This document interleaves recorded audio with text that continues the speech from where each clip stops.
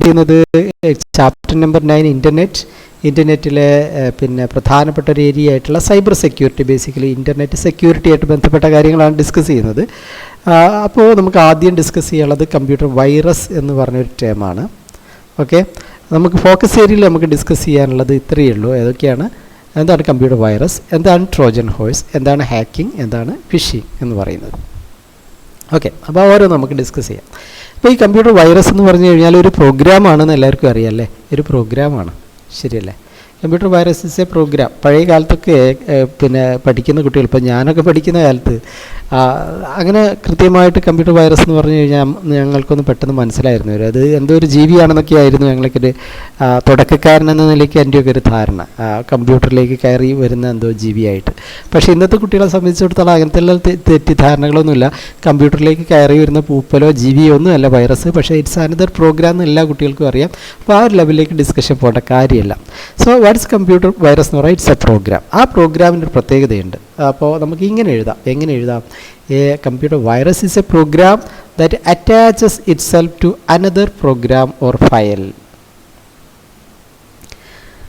അത് computer virus എന്ന പ്രോഗ്രാമിൻ്റെ പ്രത്യേകത, അത് ഒരു എന്തല്ല സെൽഫ് പിന്നെ എക്സിക്യൂട്ട് ചെയ്യുന്ന, റൺ ചെയ്യുന്ന ഒരു പ്രോഗ്രാമല്ല, സ്വയം നിലനിൽപ്പില്ലാത്തൊരു പ്രോഗ്രാം. അത് എപ്പോഴും മറ്റൊരു ഫയലിൻ്റെ കൂടെ അറ്റാച്ച് ചെയ്ത് കിടക്കും. എന്താ പറഞ്ഞിരിക്കുന്നത്? That attaches itself to another program or file. മറ്റൊരു ഫയലുമായിട്ട് എന്ത് ചെയ്യും? അറ്റാച്ച് ചെയ്ത് നിലനിൽക്കുന്ന, സ്വയം നിൽപ്പില്ലാതെ മറ്റൊരു പ്രോഗ്രാമിൻ്റെ കൂടെയോ അല്ലെങ്കിൽ മറ്റൊരു ഫയലിൻ്റെ കൂടെയോ ഒക്കെ അറ്റാച്ച് ചെയ്ത് ജീവിച്ചു പോകുന്ന ഒരു പ്രോഗ്രാമാണ് എന്ത്? Computer virus programme. ഓക്കെ, അതാണ് ഇതിൻ്റെ ഒരു പ്രത്യേകത.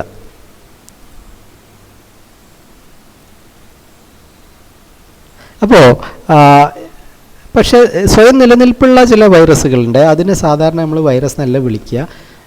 വൈറസിൻ്റെ സ്വഭാവം കാണിക്കുന്ന സ്വയം നിലനിൽപ്പുള്ള പ്രോഗ്രാമുകളെ നമ്മൾ വോം എന്ന് പറയും. വോം എന്ന് പറഞ്ഞാൽ നമ്മുടെ വൈറസ് തന്നെയാണ്, പക്ഷേ അതിന് സ്വയം നിലനിൽപ്പുണ്ട്. അത് മറ്റൊരു ഫയലിൻ്റെ കൂടെ അറ്റാച്ച് ചെയ്യുകയോ ഒന്നും വേണ്ട. പക്ഷേ ഈ വോം നമുക്ക് ഈ പ്രാവശ്യം പഠിക്കാല്ലാത്തതുകൊണ്ട് ഞാൻ അതിലേക്ക് പോകുന്നില്ല. ഓക്കെ, പിന്നെ എന്തൊക്കെയാണ് ഒരു വൈറസ് ചെയ്യുക? Virus might corrupt or delete data on our computer. നമ്മുടെ കമ്പ്യൂട്ടറിലെ ഫയൽസൊക്കെ ഡിലീറ്റ് ചെയ്യാനൊക്കെ സാധ്യതയുണ്ട്. പിന്നെ പിന്നെ എങ്ങനെ എഴുതാം? It can replicate itself and spread to other computers. വൈറസിന് എന്തൊക്കെ ചെയ്യാം? നമ്മുടെ ഫയലിലെ കമ്പ്യൂട്ടറിലെ ഫയൽ ഡിലീറ്റ് ചെയ്യാം അല്ലേ? നമ്മുടെ കമ്പ്യൂട്ടർ കറപ്റ്റഡ് ആക്കാം, വോയിസ് കറപ്റ്റഡ് ആക്കാം. അതുപോലെ അതിന് മറ്റൊരു സ്വഭാവം, it can replicate itself and spread to other computers. അതിന് റിപ്ലിക്കേറ്റ് ചെയ്യാം, അതിൻ്റെ കോപ്പി ഉണ്ടാക്കിയിട്ട് മറ്റു കമ്പ്യൂട്ടറിലേക്ക് സ്പ്രെഡ് ചെയ്യാം. പക്ഷേ അത് സ്വയം ഒരു അതിൻ്റെ കോപ്പി ജനറേറ്റ് ചെയ്യല്ല, മറിച്ച് മറ്റൊരു ഫയലിൻ്റെ കൂടെ മൂപ്പര് കയറിപ്പോവും. മറ്റൊരു ഫയലിൻ്റെ കൂടെ അറ്റാച്ച് ചെയ്തിട്ട് എന്ത് ചെയ്യാം? ആ ഫയലിൽ കയറി ആ പ്രോഗ്രാം വൈറസിന് മറ്റൊരു കമ്പ്യൂട്ടറിലേക്ക് എത്താം. ഓക്കെ, പിന്നെ ഇത് സ്വയം റൺ ചെയ്യില്ല എന്നുള്ളതാണ് ഇതിന് ഏറ്റവും പ്രധാനപ്പെട്ട പ്രത്യേകത. വൈറസ് സ്വയം റൺ ചെയ്യില്ല. നമ്മൾ ഏത് ഫയലുമായിട്ടാണോ ഈ ചങ്ങാതി അറ്റാച്ച് ചെയ്തിരിക്കുന്നത്, ആ ഫയൽ നമ്മൾ റൺ ചെയ്യുമ്പോഴാണ് ഈ വൈറസും റൺ ചെയ്യുക. ഉദാഹരണമായിട്ട് നമ്മുടെ കയ്യിലൊരു ഫയലുണ്ട്, ഒരു വേർഡ് ഫയലുണ്ടെന്ന് വിചാരിക്കുക. ഒരു ഫയലുണ്ട്, ആ ഫയലുമായിട്ട് അറ്റാച്ച് ചെയ്തിരിക്കുകയാണ് ആര്? നമ്മുടെ വൈറസ് ഇവിടെ ഇങ്ങനെ പറ്റിപ്പിടിച്ച് ഇവിടെ അറ്റാച്ച് ചെയ്ത് അതിൻ്റെ കൂടെ കിടക്കുകയാണെന്ന് വിചാരിക്കുക. ഓക്കെ, അങ്ങനെ ഈ പ്രോഗ്രാം എന്ത് ചെയ്യില്ല? ഈ പ്രോഗ്രാം സ്വയം റൺ ചെയ്യില്ല. മൂപ്പര് സ്വയം റൺ ചെയ്യില്ല. റൺ ചെയ്യോ? ഇല്ല, റൺ ചെയ്യില്ല. മറിച്ച് നമ്മൾ ഈ ഫയൽ ഓപ്പൺ ചെയ്യുകയൊക്കെ ചെയ്യുമ്പോൾ സ്വാഭാവികമായിട്ടും അതിൻ്റെ കൂടെ അറ്റാച്ച് ചെയ്തിരിക്കുന്ന ഇദ്ദേഹം കൂടി എന്ത് ചെയ്യും? റൺ ചെയ്യാൻ തുടങ്ങും. എന്നിട്ട് അയാൾ നമ്മുടെ കമ്പ്യൂട്ടറിന് പ്രശ്നങ്ങളുണ്ടാക്കും. അപ്പോൾ പ്രധാനപ്പെട്ട കാര്യം ഇതാണ്. ഇതൊരു പ്രോഗ്രാമാണ്, പക്ഷേ സ്വയം നിലനിൽപ്പില്ല. മറ്റൊരു ഫയലിൻ്റെ കൂടെ അറ്റാച്ച് ചെയ്ത് കിടക്കുന്ന ഒരു പ്രോഗ്രാമാണ് വൈറസ്. അപ്പോൾ ഇയാൾ സ്വയം റൺ ചെയ്യില്ല, മറിച്ച് എന്ത് ചെയ്യും? മറിച്ച് നമ്മൾ ഈ ഫയൽ ഓപ്പൺ ചെയ്യുമ്പോൾ ആ സമയത്ത് മൂപ്പരും കൂടെ എന്ത് ചെയ്യും? കയറി എണീച്ച് വരും. അതാണുള്ള പ്രശ്നം. ഓക്കെ, അതാണ് ഈ പറഞ്ഞിരിക്കുന്നത്. എന്താ പറഞ്ഞിരിക്കുന്നത്? It cannot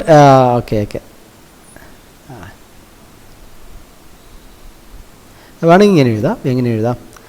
it cannot run by itself. Run by itself. അതിന് സ്വയം റൺ ചെയ്യാൻ കഴിയില്ല. It will run when we open the virus attached file. The virus attached file. Virus attached file. നമ്മൾ വൈറസ് അറ്റാച്ച് ചെയ്യപ്പെട്ടിരിക്കുന്ന file open ചെയ്യുമ്പോഴാണ് ആര് run ചെയ്യുള്ളൂ? Virus run ചെയ്യുള്ളൂ. അല്ലാതെ it cannot run by itself. മൂപ്പർ സ്വയം റൺ ചെയ്യില്ല. പക്ഷേ ഏത് ഫയലാണ് അറ്റാച്ച് ചെയ്തിരിക്കുന്നത് അത് ഓപ്പൺ ചെയ്യുമ്പോൾ മൂപ്പർ എന്ത് ചെയ്യും? മൂപ്പർ എണീച്ച് വരും, റൺ ചെയ്യും. മൂപ്പർ നമ്മളെ കമ്പ്യൂട്ടറിലെ ഫയലൊക്കെ ഡിലീറ്റ് ചെയ്യും. ചിലപ്പോൾ കമ്പ്യൂട്ടർ OS കറപ്റ്റഡ് ആക്കും. അങ്ങനെ കുറേ പ്രശ്നക്കാരനാണ്. Okay, fine.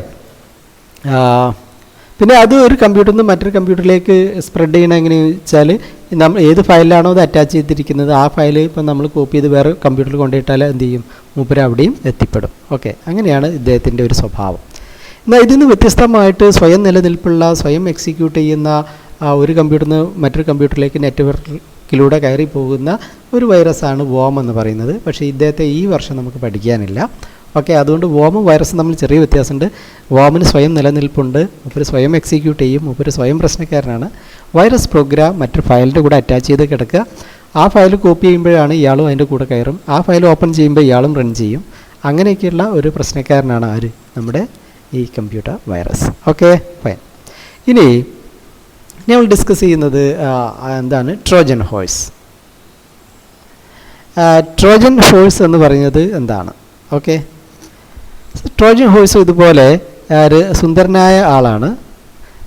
പിന്നെ ഒരു പ്രോഗ്രാമാണ് അത്. ആ പ്രോഗ്രാം നമുക്ക് എന്തെങ്കിലും ഉപകാരത്തിനൊക്കെ ഇപ്പോൾ ഫയൽ കോപ്പി ചെയ്യാനോ അല്ലെങ്കിൽ വീഡിയോ കട്ട് ചെയ്യാനോ അല്ലെങ്കിൽ ഇമേജ് എഡിറ്ററൊക്കെ ആയിട്ട് ഉപയോഗിക്കാൻ പറ്റുന്ന ചില പ്രോഗ്രാമുകളായിട്ടാണ് ഇയാൾ പ്രത്യക്ഷപ്പെടുക. പക്ഷേ അതിൻ്റെ കൂടെ തന്നെ മൂപ്പര് നമ്മൾ പ്രതീക്ഷിക്കാത്ത ചില കാര്യങ്ങളും കൂടെ ചെയ്ത് നമ്മളെ ബുദ്ധിമുട്ടാക്കും. ചുരുക്കത്തിൽ പറഞ്ഞാൽ ഒറ്റ നോട്ടത്തിൽ സുമുഖനും സുന്ദരനൊക്കെ ആണെങ്കിലും മനസ്സിൻ്റെ ഉള്ളിൽ ചില കാര്യങ്ങൾ അദ്ദേഹം ഒളിപ്പിച്ച് വെച്ചിട്ടുണ്ടാവും. അത് നമ്മോട് പറയില്ല. നമ്മൾ വിചാരിക്കും ഇയാൾ നല്ലതാണ്, ഇയാളൊരു വീഡിയോ എഡിറ്റിംഗ് സോഫ്റ്റ്വെയർ ആണ്, അല്ലെങ്കിൽ മെസ്സേജ് അയക്കാൻ പറ്റുന്ന സോഫ്റ്റ്വെയർ ആണ്, അല്ലെങ്കിൽ വീഡിയോ കട്ട് ചെയ്യാൻ പറ്റുന്ന സോഫ്റ്റ്വെയർ ആണ്. ഓക്കെ, അങ്ങനെ ഒറ്റ നോട്ടത്തിൽ നല്ല പെർപ്പസിനുള്ള സോഫ്റ്റ്വെയർ ആണെന്ന് തോന്നുമെങ്കിലും ഹിഡൻ ആയിട്ട് ഇയാൾ ചില കാര്യങ്ങൾ ചെയ്യും. അത് ചിലപ്പോൾ നമ്മളെ ഫയലിലെ കമ്പ്യൂട്ടറിലെ ഡാറ്റ ഡിലീറ്റ് ചെയ്യുക, അല്ലെങ്കിൽ നമ്മളൊരു ഫയൽ മറ്റൊരാൾക്ക് അയച്ചു കൊടുക്കുക, നമ്മളെ പാസ്വേഡ് മോഷ്ടിക്കുകയോ ഒക്കെ ചെയ്യുന്ന ഒരു ടൈപ്പ് ഒരു പ്രോഗ്രാമാണ് ഈ ട്രോജൻ ഹോഴ്സ്. ട്രോജൻ ഹോഴ്സ് എന്ന് പറഞ്ഞാൽ a Trojan horse will appear to be a useful software. ഒറ്റ നോട്ടത്തിൽ നല്ല സോഫ്റ്റ്വെയർ ആണെന്ന് തോന്നും. വീഡിയോ കട്ടറാണ്, അല്ലെങ്കിൽ വീഡിയോ എഡിറ്ററാണ്, അല്ലെങ്കിൽ ഇമേജ് എഡിറ്ററാണെന്നൊക്കെ തോന്നും. അതൊക്കെ അത് ചെയ്ത് തരികയും ചെയ്യും. പക്ഷേ അതിൻ്റെ കൂടെ തന്നെ അതല്ലാത്ത, നമ്മോട് പറയാത്ത, ഒളിച്ചു വെച്ച ചില കാര്യങ്ങൾ രഹസ്യമായിട്ട് ചെയ്യുന്നത് കൊണ്ടാണ് ഇദ്ദേഹത്തിന് ട്രോജൻ ഹോഴ്സ് എന്ന് പറയുന്നത്. ഓക്കെ, അതിൻ്റെ കൂടെ തന്നെ എഴുതുക, a Trojan horse will appear to be a useful software but will actually do damage once installed or run our computer. ഒറ്റ നോട്ടത്തിൽ നല്ല ഒരു പ്രോഗ്രാമായിട്ട് തോന്നും, നമുക്ക് ഉപകാരമുള്ള ചില കാര്യങ്ങൾ ചെയ്തു തരും. പക്ഷേ അതിൻ്റെ കൂടെ തന്നെ അത് നമ്മുടെ കമ്പ്യൂട്ടറിൽ റൺ ചെയ്താൽ നമ്മുടെ കമ്പ്യൂട്ടറിനെ ഡാമേജ് ചെയ്യുകയും ചെയ്യും. നമ്മളോട് പറയാതെ, ചോദിക്കാതെയും പറയാതെയും മൂപ്പര് മറ്റ് ചില നമുക്ക് പറ്റാത്ത നമ്മുടെ കമ്പ്യൂട്ടറിലെ ഫയൽ ഡിലീറ്റ് ചെയ്യുകയും നമ്മുടെ ഡാറ്റ മോഷ്ടിക്കുകയൊക്കെ ചെയ്യുന്ന ഒരു സോഫ്റ്റ്വെയറും കൂടിയാണ് ആര്? Trojan horse.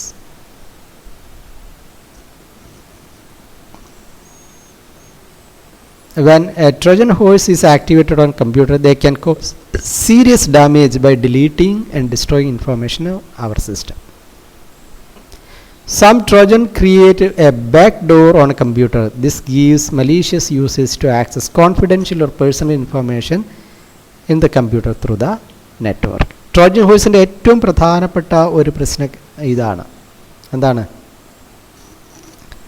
Some Trojan create a backdoor on a computer. This gives malicious users to access confidential information in the computer through the network. എന്താ പറയുന്നത്?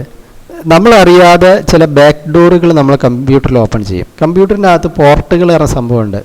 നമ്മളെ കമ്പ്യൂട്ടറിൽ നിന്ന് ഇൻ്റർനെറ്റിലേക്ക് കണക്ട് ചെയ്യുന്നത് പോർട്ട് വഴിയാണ്.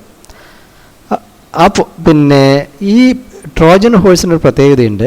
ഈ ചില പോർട്ടുകൾ ക്രിയേറ്റ് ചെയ്തിട്ട് നമ്മുടെ കമ്പ്യൂട്ടറിലാകുമ്പോൾ യൂസർ നെയിം പാസ്വേഡൊക്കെ നമ്മൾ സേവ് ചെയ്തിട്ടുണ്ടെങ്കിൽ അതൊക്കെ എടുത്തിട്ട് എങ്ങോട്ട് അയച്ചു കൊടുക്കും? മറ്റ് കമ്പ്യൂട്ടറുകളിലേക്ക് അയച്ചു കൊടുക്കും. അതാണ് ബാക്ക് ഡോർ ക്രിയേറ്റ് ചെയ്യുക എന്ന് പറഞ്ഞാൽ. ബാക്ക് ഡോർ ക്രിയേറ്റ് ചെയ്യുക പറഞ്ഞാൽ നെറ്റ്വർക്ക് കണക്ഷൻ എസ്റ്റാബ്ലിഷ് ചെയ്യും. മറ്റ് ചില കമ്പ്യൂട്ടറുകളുമായിട്ട് നമ്മളറിയാതെ നെറ്റ്വർക്ക് കണക്ഷൻ എസ്റ്റാബ്ലിഷ് ചെയ്തിട്ട് നമ്മുടെ കോൺഫിഡൻഷ്യൽ ആയിട്ടുള്ള നമ്മുടെ അക്കൗണ്ട് നമ്പർ അല്ലെങ്കിൽ പാസ്വേഡ്, യൂസർ നെയിം ഇതൊക്കെ മറ്റുള്ള കമ്പ്യൂട്ടറിലേക്ക് ആളുകൾക്ക് അയച്ചു കൊടുക്കും. അങ്ങനെ ഒരു ബുദ്ധിമുട്ടുണ്ടാക്കുന്ന, ഒറ്റ നോട്ടത്തിൽ സുമുഖനും സുന്ദരനുമാണെങ്കിലും ഉള്ളിൽ ചില കാര്യങ്ങളും കൂടെ ഒളിപ്പിച്ച് വെക്കുന്ന, നമ്മളോട് പറയാതെ ചില കാര്യങ്ങൾ ചെയ്യുന്ന ഒരു സോഫ്റ്റ്വെയറാണ് ട്രോജൻ ഹോഴ്സ്. ഓക്കെ, സോ ഇതും വൈറസാണ്.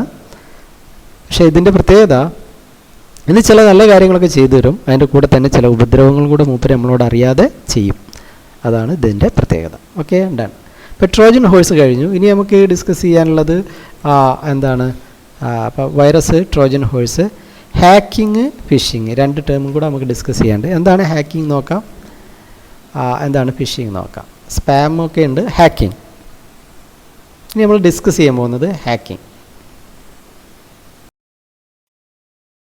അല്ലേ.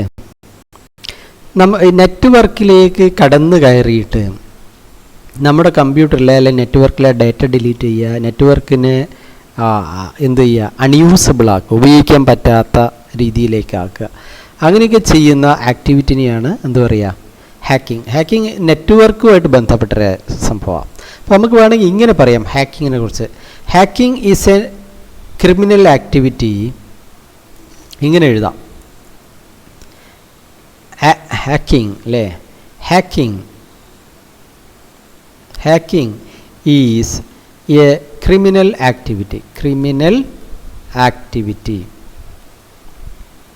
ആക്ടിവിറ്റി. ഓഫ് എന്താ പറയുക, എന്താ കടന്നു കയറ്, എന്താ പറയുക, of breaking into the network. Breaking into the network to destroy data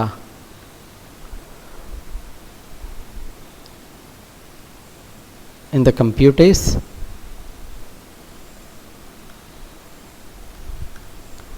It may also make the network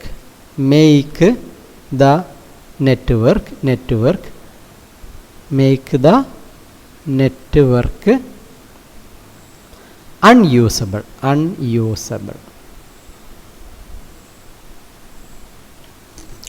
Hacking is a criminal activity. Hacking ഒരു ക്രിമിനൽ ആക്ടിവിറ്റിയാണ്. എന്തിനുള്ള, of breaking into the നെറ്റ്വർക്കിലേക്ക് കടന്നു കയറുക. എന്തിനാ, to destroy data in the computers. നെറ്റ്വർക്കിലുള്ള കമ്പ്യൂട്ടറിലെ data destroy ചെയ്യാൻ. It may also make the network unusable. അത് നമ്മുടെ നെറ്റ്വർക്ക് ഉപയോഗശൂന്യമാക്കാനും സാധ്യതയുണ്ട്. അപ്പോൾ എന്താണ് ഹാക്കിംഗ്? നമ്മൾ നെറ്റ്വർക്കിലേക്ക് കടന്നു കയറുക. ഇപ്പോൾ നമ്മൾ ഉപയോഗിക്കുന്ന ഒരു നെറ്റ്വർക്ക് ഉണ്ട്, ആ നെറ്റ്വർക്കിലേക്ക് കടന്നു കയറി. ഇപ്പോൾ ഉദാഹരണമായിട്ട് ഇപ്പോൾ ഒരു ആർമിയുടെ നെറ്റ്വർക്ക്, ഇന്ത്യൻ ആർമിയുടെ നെറ്റ്വർക്കിലേക്ക് വിദേശ രാജ്യങ്ങൾ എന്ത് ചെയ്യുക, ഹാക്ക് ചെയ്ത് കടന്നു കയറിയിട്ട് എന്ത് ചെയ്യും, ആ നെറ്റ്വർക്ക് കൊളാക്കുക. അല്ലെങ്കിൽ വളരെ സെക്യൂർ ആയിട്ടുള്ള ഇൻഫോർമേഷൻസ്, വളരെ പ്രധാനപ്പെട്ട ഇൻഫോർമേഷൻസ് സ്റ്റീൽ ചെയ്യുക, കട്ടുകൊണ്ടുപോവുക, അല്ലെങ്കിൽ ഡിസ്ട്രോയ് ചെയ്യുക, നശിപ്പിക്കുക. ഒരു ആണവ നിലയം പ്രവർത്തിക്കുന്ന ഒരു നെറ്റ്വർക്കിലേക്ക് മറ്റൊരു വിദേശ രാജ്യത്തുള്ള ആൾ, കമ്പ്യൂട്ടർ എക്സ്പേർട്ട് എന്ത് ചെയ്യുക, ആ നെറ്റ്വർക്കിലേക്ക് കയറിയിട്ട് ആ ആണവ നിലയത്തിൻ്റെ പ്രവർത്തനത്തെ തെറ്റായ രീതിയിലാക്കുക. ചിലപ്പോൾ അത് പൊട്ടിത്തെറിക്കാൻ വരെ സാധ്യതയുണ്ട്. ഓക്കെ, അല്ലെങ്കിൽ ആണവ നിലയം നിശ്ചലമാക്കാൻ സാധ്യതയുണ്ട്. അങ്ങനെ ഒരു കമ്പ്യൂട്ടർ നെറ്റ്വർക്കിലേക്ക് കടന്നു കയറി ആ നെറ്റ്വർക്കിനെ ഡിസ്ട്രോയ് ചെയ്യുക, അതിൽ കണക്ട് ചെയ്ത് കമ്പ്യൂട്ടറിലെ ഡേറ്റ ഡിസ്ട്രോയ് ചെയ്യുക തുടങ്ങിയ കാര്യങ്ങളൊക്കെയാണ് ഈ ഹാക്കിംഗ് കൊണ്ട് ഉദ്ദേശിക്കുന്നത്. അപ്പോൾ ഹാക്കിംഗ് നമ്മൾ വളരെ പ്രധാനപ്പെട്ട മനസ്സിലാക്കുക, നെറ്റ്വർക്കിലൂടെ കടന്നു കയറുക എന്നുള്ളതാണ്. നെറ്റ്വർക്കിലൂടെ കടന്നു കയറിയിട്ട് കമ്പ്യൂട്ടർ നെറ്റ്വർക്കിനെ ഡിസ്ട്രോയ് ചെയ്യുക, അതിൽ ബന്ധപ്പെട്ട കമ്പ്യൂട്ടറുകളിലെ ഡേറ്റ സ്റ്റീൽ ചെയ്യുക അല്ലെങ്കിൽ ഡിസ്ട്രോയ് ചെയ്യുക തുടങ്ങിയ കാര്യങ്ങളൊക്കെയാണ് ഹാക്കിങ്ങിൽ സ്വാഭാവികമായിട്ടും നടക്കുന്നത്. Okay, this is what hacking. അപ്പോൾ ബേസിക്കലി നെറ്റ്വർക്ക് വഴിയുള്ള ഒരു ക്രിമിനൽ ആക്ടിവിറ്റിയാണ് എന്ന് മനസ്സിലാക്കാം. പ്രധാനമായിട്ടും ഈ ഹാക്കിംഗ് 2 ടൈപ്പ് രീതിയിൽ ചെയ്യുക, അല്ലെങ്കിൽ 3 രീതിയിലുള്ള ഹാക്കിംഗ് ഉണ്ട്. Hacking is performed both by computer security experts and by computer criminals. ഈ കമ്പ്യൂട്ടർ ക്രിമിനൽസ് ഹാക്കിംഗ് ചെയ്യാറുണ്ട്, അതാണ് ഇപ്പോൾ നേരത്തെ നമ്മൾ പറഞ്ഞത്. അതേപോലെ തന്നെ കമ്പ്യൂട്ടർ സെക്യൂരിറ്റി എക്സ്പേർട്സ് ഉണ്ട്. ഇപ്പോൾ ഒരു നെറ്റ്വർക്ക്, പിന്നെ ഇപ്പോൾ ഉദാഹരണമായിട്ട് ഇപ്പോൾ ഇന്ത്യൻ ആർമിയുടെ ഒരു നെറ്റ്വർക്ക്, അത് ഹാക്ക് ചെയ്യാൻ പറ്റുമോ എന്ന് ചെക്ക് ചെയ്യണ്ടേ? ഇപ്പോൾ ഇന്ത്യൻ ആർമി തന്നെ ചെക്ക് ചെയ്യണം ഈ നെറ്റ്വർക്ക് മറ്റൊരു വിദേശ രാജ്യത്തുള്ള ആർക്കെങ്കിലും ഇതിലേക്ക് കടന്നു കയറിയിട്ട് ഇതിനെ ഹാക്ക് ചെയ്യാൻ പറ്റുമോ എന്ന് ടെസ്റ്റ് ചെയ്യണ്ടേ? അതാരെ ചെയ്യുക? ഇന്ത്യൻ ആർമിയിലുള്ള കമ്പ്യൂട്ടർ സെക്യൂരിറ്റി എക്സ്പേർട്സ് തന്നെയാണ് ചെയ്യുക. അങ്ങനെയുള്ള ഹാക്കിങ്ങിനെ നമ്മൾ വൈറ്റ് ഹാറ്റ്സ്, അല്ലെങ്കിൽ ഹാക്കിംഗ് ചെയ്യുന്നവരെ വൈറ്റ് ഹാറ്റ്സ് എന്ന് വിളിക്കും. എന്താ വിളിക്കുക? White hats. അതായത് ഇപ്പോൾ ഒരു ബാങ്ക് ഒരു പിന്നെ വെബ്സൈറ്റോ ക്രിയേറ്റ് ചെയ്തു, ആ വെബ്സൈറ്റിലേക്ക് പിന്നെ എല്ലാ ഡേറ്റ നശിപ്പിക്കാൻ മറ്റൊരാൾക്ക് കഴിയുമെങ്കിൽ അത് പ്രശ്നമല്ല. അപ്പോൾ അങ്ങനെ ചെയ്യാൻ പറ്റുമോ എന്ന് ചെക്ക് ചെയ്യാം. മനസ്സിലായല്ലോ? അപ്പോൾ നമ്മുടെ നെറ്റ്വർക്ക് ഉണ്ട്, ആ നെറ്റ്വർക്ക് വൾനറബിൾ ആണോ, അത് ആർക്കെങ്കിലും ആക്രമിക്കാൻ പറ്റുമോ ഇല്ലേന്ന് ചെക്ക് ചെയ്യാവുന്ന ആളുകളുണ്ട്, കമ്പ്യൂട്ടർ എക്സ്പേർട്സ്. അത് നല്ല ഹാക്കിംഗ് ആണ്, നല്ല പരിപാടിയാണ്. കാരണം നെറ്റ്വർക്ക് സ്ട്രോങ് ആണ്, ആർക്കും നശിപ്പിക്കാൻ പറ്റില്ല എന്ന് ഉറപ്പ് വരുത്തുന്ന പ്രോസസ്സാണത്. അങ്ങനെയുള്ള കമ്പ്യൂട്ടർ എക്സ്പേർട്സ് ഉണ്ട്, അവരെ നമ്മൾ വൈറ്റ് ഹാറ്റ്സ് എന്ന് പറയും. എന്താണ് വേണമെങ്കിൽ ഇങ്ങനെ എഴുതാം. ആരാണ് വൈറ്റ് ഹാറ്റ്സ്? 3 ടൈപ്പ് ഹാക്കേഴ്സ് ഉണ്ട്. ഹാക്കേഴ്സിനെ നമുക്ക് 3 കാറ്റഗറി എടുത്തിരിക്കാം. 3 ടൈപ്സ് വേണമെങ്കിൽ ഇങ്ങനെ എഴുതാം. എന്താണ്? 3 ടൈപ്സ് ഓഫ് ഹാക്കേഴ്സ്, അല്ലെങ്കിൽ ടൈപ്സ് ഓഫ് ഹാക്കേഴ്സ്. ഹാക്കേഴ്സിനെ നമുക്ക് 3 കാറ്റഗറി ചെയ്യാം. അതിൽ ഒന്ന് പറയുന്നത് പിന്നെ വൈറ്റ് ഹാറ്റ്സ്. ഇവർ കമ്പ്യൂട്ടർ എക്സ്പേർട്സ് ആണ്. ഇവർ സതുദ്ദേശത്തോടുകൂടി ഒരു നെറ്റ്വർക്കിൻ്റെ വൾനറബിലിറ്റി പറഞ്ഞാൽ നെറ്റ്വർക്കിൽ മറ്റുള്ളവർക്ക് കടന്നു കയറാനുള്ള ഓപ്ഷൻ ഉള്ളതിനെയാണ് വൾനറബിലിറ്റി എന്ന് പറയുന്നത്. വൾനറബിലിറ്റി. അപ്പോൾ അത് ചെക്ക് ചെയ്യുന്നതാണ് വൈറ്റ് ഹാറ്റ്സ്. അപ്പോൾ ഇവരെ നമുക്ക് പറയാം white hats are computer experts who checks the vulnerability. നല്ലൊരു വേർഡാണ്, ഓർത്തിരിക്കേണ്ട വേർഡാണ്. Vulnerability of a network. ഒരു നെറ്റ്വർക്ക് വൾനറബിൾ ആണെന്ന് വെച്ചാൽ മറ്റൊരാൾക്ക് കടന്നു കയറാൻ പറ്റുന്നതാണോ എന്ന് ചെക്ക് ചെയ്യുന്ന കമ്പ്യൂട്ടർ എക്സ്പേർട്സിനെയാണ് നമ്മൾ എന്ത് വിളിക്കുക? White hats. അത് നല്ല പർപ്പസുള്ള ഹാക്കേഴ്സാണ്. അവർ നെറ്റ്വർക്കിലേക്ക് കടന്നു കയറാൻ ശ്രമിക്കും, എന്നിട്ട് എവിടെയൊക്കെയോ പ്രശ്നങ്ങളുള്ളത് കണ്ടുപിടിക്കാൻ ശ്രമിക്കും. So that's white hats. രണ്ടാമത്തെ കാറ്റഗറി എന്ന് പറയുന്നത്, സെക്കൻഡ് കാറ്റഗറി എന്ന് പറയുന്നത് ബ്ലാക്ക് ഹാറ്റ്സ് ആണ്. എന്താണ്? Black hats. ഇവർ ക്രിമിനൽസാണ്. These are computer criminals. അല്ല, ഇങ്ങനെ എഴുതാം. Black hats are computer criminals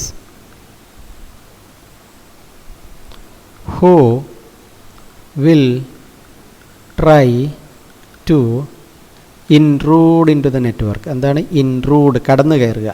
intrude എന്താ word? intrude into the network to destroy it. Black hats എന്ന് പറഞ്ഞാൽ കമ്പ്യൂട്ടർ ക്രിമിനൽസ് ആരാണ്? കമ്പ്യൂട്ടർ ക്രിമിനൽസ് ആണ്. Who will try to intrude into the network to destroy it. Network നശിപ്പിക്കാൻ വേണ്ടി നെറ്റ്വർക്കിലേക്ക് intrude ചെയ്യുന്ന, കടന്നു കയറുന്ന കമ്പ്യൂട്ടർ ക്രിമിനൽസിനെയാണ് നമ്മൾ ബ്ലാക്ക് ഹാറ്റ്സ് എന്ന് പറയുന്നത്. ഓക്കെ, നെറ്റ്വർക്കിലേക്ക് കടന്നു കയറുക, എന്നിട്ട് നെറ്റ്വർക്കിനെ ഡിസ്ട്രോയ് ചെയ്യാൻ ഉദ്ദേശിക്കുന്ന, അങ്ങനെ നെറ്റ്വർക്കിലേക്ക് ഇൻട്രൂഡ് ചെയ്തിട്ട് നെറ്റ്വർക്കിനെ ഡിസ്ട്രോയ് ചെയ്യാൻ ശ്രമിക്കുന്ന കമ്പ്യൂട്ടർ ക്രിമിനൽസാണ് ബ്ലാക്ക് ഹാറ്റ്സ്. ഇനി മൂന്നാമതൊരു കാറ്റഗറി ഉണ്ട്, ഏതാണ്? Third category. അവരെ നമുക്ക് ഗ്രേ ഹാറ്റ്സ് എന്ന് വിളിക്കാം. എന്താണ്? Grey hats.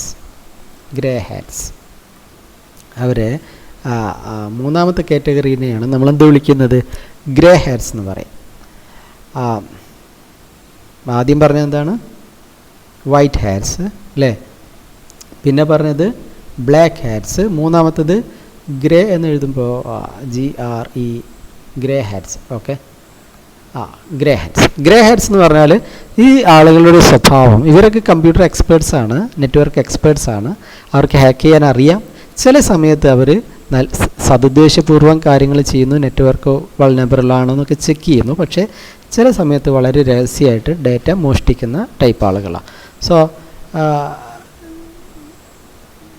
these people are computer experts.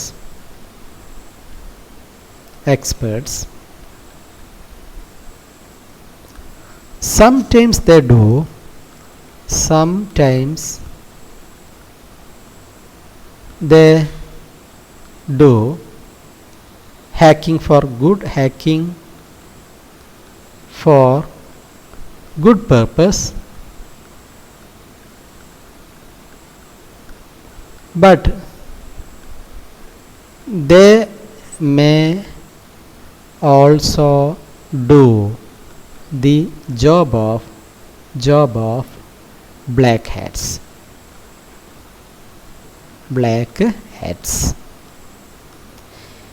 എന്താ പറഞ്ഞിരിക്കുന്നത്? These people are computer experts. എന്താ പറഞ്ഞിരിക്കുന്നത്? These people are computer experts. ഇവർ കമ്പ്യൂട്ടർ എക്സ്പേർട്സ് ആണ്. സംടൈംസ്, ചില നേരങ്ങളിൽ, they do hacking for good purpose. ചില നേരങ്ങളിൽ അവർ നല്ല സതുദ്ദേശത്തോടു കൂടി കാര്യങ്ങൾ ചെയ്യും. But they may also do the job of black hats. അവർ ചിലപ്പോഴൊക്കെ ബ്ലാക്ക് ഹാറ്റ്സിൻ്റെ പണിയും കൂടെ എടുക്കും. അപ്പോൾ ചിലപ്പോഴൊക്കെ നല്ല സതുദ്ദേശപൂർവ്വം നല്ല കാര്യത്തിന് വേണ്ടിയിട്ട് നെറ്റ്വർക്കിൻ്റെ വൾനറബിലിറ്റി ഒക്കെ ചെക്ക് ചെയ്യാൻ വേണ്ടിയിട്ടുള്ള ശ്രമം നടത്തും. എന്നിട്ടൊരു നെറ്റ്വർക്കിൽ കയറിയിട്ട് ഈ നെറ്റ്വർക്കിൽ ഇങ്ങനെയുള്ള ഇഷ്യൂ ഉണ്ടെന്നൊക്കെ പറയും. അങ്ങനെയുള്ള ആളുകളാണ്. ചിലപ്പോൾ അങ്ങനെ ചെയ്യും. പക്ഷേ ചില സമയത്ത് അവരെന്ത് ചെയ്യും? നമ്മൾ ഡാറ്റ മോഷ്ടിക്കാനൊക്കെ ശ്രമിക്കും. അപ്പോൾ അങ്ങനെയുള്ളവരെയാണ് നമ്മൾ ഗ്രേ ഹാറ്റ്സ് എന്ന് പറയുക. Grey hats. Okay. So hacking എന്ന് പറഞ്ഞാൽ ഒരു നെറ്റ്വർക്കിലേക്ക് ഇൻട്രൂഡ് ചെയ്യുക, കടന്നു കയറിയിട്ട് ആ നെറ്റ്വർക്കിലെ ഡാറ്റയെ ഡിസ്ട്രോയ് ചെയ്യുന്നതിനെയാണ് ഹാക്കിംഗ് എന്ന് പറയുക. 3 ടൈപ്പ് ഹാക്കേഴ്സ് ഉണ്ട്. വൈറ്റ് ഹാറ്റ്സ് ഉണ്ട്. അവർ സതുദ്ദേശത്തോടു കൂടി നെറ്റ്വർക്ക് സ്ട്രോങ് ആണോ എന്ന് ചെക്ക് ചെയ്യാൻ വേണ്ടിയിട്ട് നെറ്റ്വർക്കിൽ വൾനറബിലിറ്റീസ് ഉണ്ടോ എന്ന് ചെക്ക് ചെയ്യാൻ വരുന്ന ആളുകളാണ്. They are good, they are white hats. ചിലർ ക്രിമിനൽസ് ആണ്, അവർ ഡാറ്റ മോഷ്ടിക്കാനായിട്ട് കടന്നു വരുന്ന, they are called black hats. ഇനി മറ്റൊരു കാറ്റഗറി, ഇതിന് രണ്ടിനും ഇടനിലയിൽ എടുക്കുന്ന ഒരു ടീമുണ്ട്. അവർ ചില സമയത്ത് നെറ്റ്വർക്കൊക്കെ ചെക്ക് ചെയ്ത് ഇഷ്യൂ ഒക്കെ റിപ്പോർട്ട് ചെയ്യും. ചില നേരത്തെ റിപ്പോർട്ടൊന്നും ചെയ്യാതെ ഡാറ്റയൊക്കെ മോഷ്ടിച്ച് കൊണ്ടുപോവുകയും ചെയ്യും. അങ്ങനെയുള്ളവരെ നമ്മൾ ഗ്രേ ഹാറ്റ്സ് എന്ന് വിളിക്കും. ഗ്രേ ഹാറ്റ്സ്, കറുപ്പിനും വെളുപ്പിനും ഇടയ്ക്ക് കിടക്കുന്ന ഒരു ടീം. Okay, done. ഇനി നമുക്ക് ഡിസ്കസ് ചെയ്യാനുള്ളത് ഫിഷിംഗ് എന്നുള്ളൊരു ടേമും കൂടിയുണ്ട്. So will go to that. എന്താണ് ഫിഷിംഗ് നോക്കാം അല്ലേ. Next will discuss what is phishing. Phishing എന്ന് പറഞ്ഞാൽ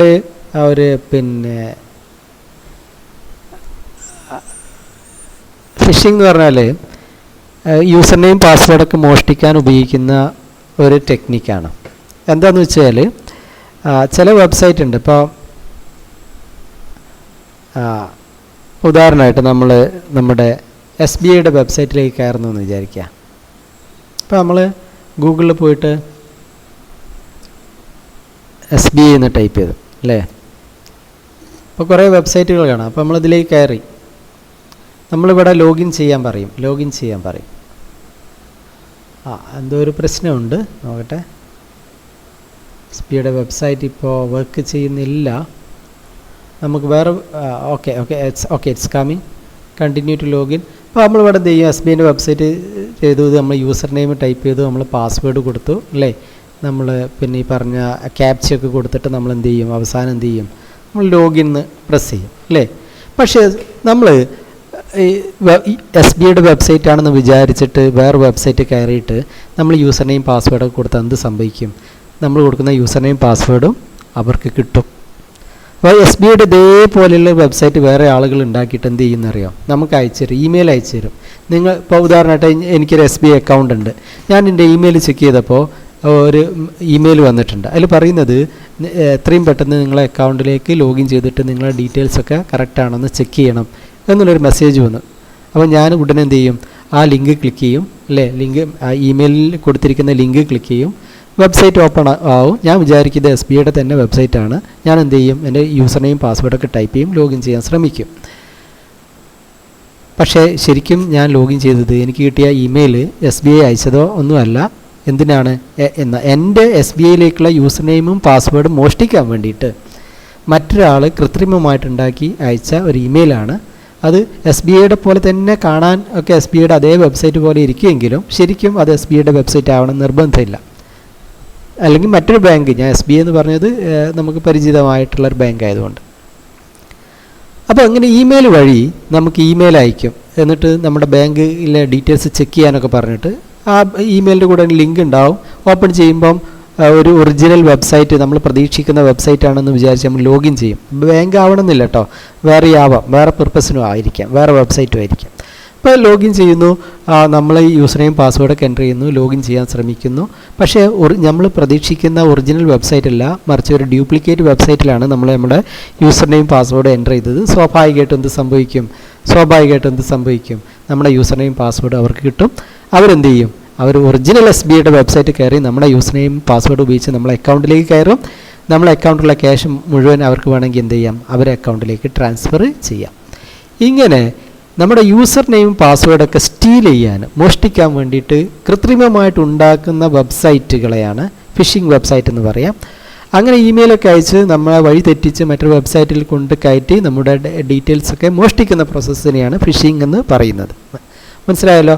ഒറിജിനലിനെ വില്ലുന്ന ഡ്യൂപ്ലിക്കേറ്റ് വെബ്സൈറ്റുകളായിട്ട് വരും. നമ്മൾ അറിയാതെ അതിൽ കയറും, നമ്മളെ യൂസർ നെയിം പാസ്വേഡൊക്കെ അറിയാതെ കൊടുക്കും, അവർക്ക് നമ്മുടെ യൂസർ നെയിം പാസ്വേഡും കിട്ടും. എന്താണ് സംഭവിക്കുക? സ്വാഭാവികമായിട്ടും നമ്മൾ തെറ്റിദ്ധരിക്കപ്പെട്ട് മറ്റൊരു വെബ്സൈറ്റ് കയറി നമ്മുടെ യൂസർ നെയിം പാസ്വേഡ് മറ്റൊരാൾക്ക് നൽകും. So this is the problem. ഈ പ്രശ്നത്തെയാണ് ഫിഷിംഗ് എന്ന് പറയുന്നത്. ഓക്കെ, ഫിഷിംഗ് എന്ന് പറയാം. Phishing is a type of, ഇവിടെ ശ്രദ്ധിക്കുക, PHI എന്നാണ്, ഫിഷിംഗ് അല്ല, നമ്മൾ സാധാരണ ഫിഷിംഗ് അല്ല കേട്ടോ, ഇതല്ല, തെറ്റിദ്ധരിക്കരുത്. സോ ഫിഷിങ്ങും കൂടെ പിന്നെ സൈബർ ലോകത്ത് നടക്കുന്നൊരു ടൈപ്പ് ഫിഷിംഗ് ആയതുകൊണ്ടാണ് ഇതിന് ഈ പേര് കൊടുത്തിരിക്കുന്നത്. Okay, anyway, phishing is a type of identity theft that occurs ഓൺലൈനായിട്ട് നടക്കുന്ന ഐഡൻറ്റിറ്റി തെഫ്റ്റാണ്. ഐഡൻറ്റിറ്റി തെഫ്റ്റ് പറഞ്ഞാൽ എന്താ ഐഡൻറ്റിറ്റി എന്ന് പറയുന്നത്? ഇൻ്റർനെറ്റിൽ നമ്മളെ ഐഡൻറ്റിറ്റി എന്താ? നമ്മളെ അക്കൗണ്ട് ഡീറ്റെയിൽസ്, നമ്മളെ യൂസർ നെയിം പാസ്വേഡും, അതാണ് നമ്മുടെ ഇൻ്റർനെറ്റിലെ ഐഡൻറ്റിറ്റി എന്ന് പറയുന്നത്. ആ ഐഡൻറ്റിറ്റി കട്ടെടുക്കാനുള്ള, അതിനാണ് ഐഡൻറ്റിറ്റി തെഫ്റ്റ് എന്ന് പറയുന്നത്. ഓക്കെ, അപ്പോൾ ഇങ്ങനെ പറയാം, phishing is a type of identity theft that occurs online. ഇനി വേണമെങ്കിൽ ഇങ്ങനെയും കൂടെ എഴുതാം, phishing is an attempt to acquire information such as user name password and credit card details by posing original website, mostly that of banks and other financial institutions. വേണമെങ്കിൽ കുറച്ചുകൂടി സിമ്പിളായിട്ട് ഇങ്ങനെ എഴുതാം. എങ്ങനെ എഴുതാം? ഈ ആദ്യത്തെ ലൈൻ ഇങ്ങനെ തന്നെ എഴുതാം കേട്ടോ. എങ്ങനെ എഴുതാം? ഈ പറഞ്ഞിരിക്കുന്ന ഇത് തന്നെ എഴുതാം. ഐഡൻറ്റിറ്റി തെഫ്റ്റ് മെക്കാനിസം ആണെന്നുള്ള വളരെ പ്രധാനപ്പെട്ട പോയിൻ്റാണ്. എന്നിട്ട് ഇങ്ങനെയും കൂടെ എഴുതാം, using duplicate websites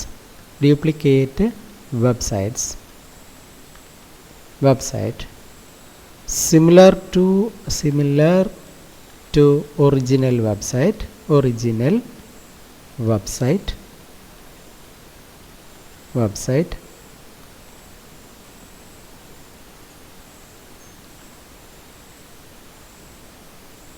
people can steal username and password of account holders. Internet account ഹോൾഡേഴ്സിൻ്റെ യൂസർ നെയിം പാസ്വേഡൊക്കെ കട്ടെടുക്കാൻ, സ്റ്റീൽ ചെയ്യാൻ ഉപയോഗിക്കുന്ന ഒരു ടെക്നിക്കാണ് എന്ത്? ഫിഷിംഗ്. ഇവിടെ ഉപയോഗിക്കുന്ന ടെക്നിക്ക് പറഞ്ഞാൽ using duplicate website similar to original വെബ്സൈറ്റിനെ പോലെ തന്നെ തോന്നിക്കുന്ന ഡ്യൂപ്ലിക്കേറ്റ് വെബ്സൈറ്റുകൾ ഉപയോഗിച്ച് ആളുകളുടെ യൂസർ നെയിമും പാസ്വേഡും മോഷ്ടിക്കാൻ ഉപയോഗിക്കുന്ന ശ്രമമാണ് എന്ത്? ഫിഷിംഗ് എന്ന് പറയുന്നത്. ഓക്കെ ആണല്ലോ? സംഭവം നിങ്ങൾക്ക് മനസ്സിലായല്ലോ അല്ലേ?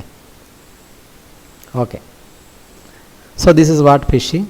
അപ്പോൾ ഈ URL ഒക്കെ നമ്മൾ ടൈപ്പ് ചെയ്യുന്നപ്പോൾ നമ്മളിവിടെ ടൈപ്പ് ചെയ്യുമ്പോൾ SBIൻ്റെ വെബ്സൈറ്റിൻ്റെ URL ഇങ്ങനെയാണല്ലോ. ചില സമയം ഏകദേശം ഇതേപോലെ തന്നെയായിരിക്കും ഒരു പക്ഷേ URL. ചെറിയ ചെറിയ മാറ്റങ്ങളൊക്കെ ചിലപ്പോഴുണ്ടായിരിക്കുള്ളൂ. ഓക്കെ, നിർബന്ധമില്ല. പക്ഷെ നമ്മളങ്ങനെ ഈ അഡ്രസ്സ് കൃത്യമായിട്ട് ശ്രദ്ധിക്കൊന്നുമില്ലല്ലോ എപ്പോഴും. ഈ ശ്രദ്ധിച്ചാൽ തന്നെ നമുക്കിതെല്ലാം ഓർത്തിരിക്കാനൊന്നും പറ്റുമില്ല അല്ലേ, അതൊക്കെ ഒരു പ്രശ്നമാണ്. എനിവേ, ഇതാണ് ഫിഷിങ്. ഒറിജിനലിനെ വെല്ലുന്ന ഡ്യൂപ്ലിക്കേറ്റ് വെബ്സൈറ്റ് ഉണ്ടാക്കിയിട്ട് ആളുകളുടെ യൂസർ നെയിം പാസ്വേഡും മോഷ്ടിക്കുക. ഇനി ഡിനയൽ ഓഫ് സർവീസ് അറ്റാക്ക്, അങ്ങനെ കുറേ സംഭവങ്ങളൊക്കെ ഉണ്ട്. അതൊന്നും നമുക്ക് ഈ വർഷം പഠിക്കാനില്ല. സോ ഈ സെഷൻ ഇവിടെ അവസാനിക്കുകയാണ്. നമ്മൾ ചാപ്റ്റർ നമ്പർ 9 കംപ്ലീറ്റ് ചെയ്ത് കഴിഞ്ഞു.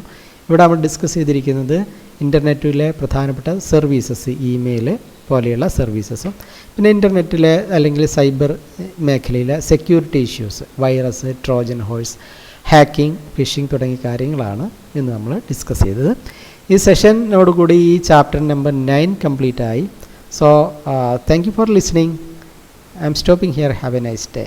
Okay, bye.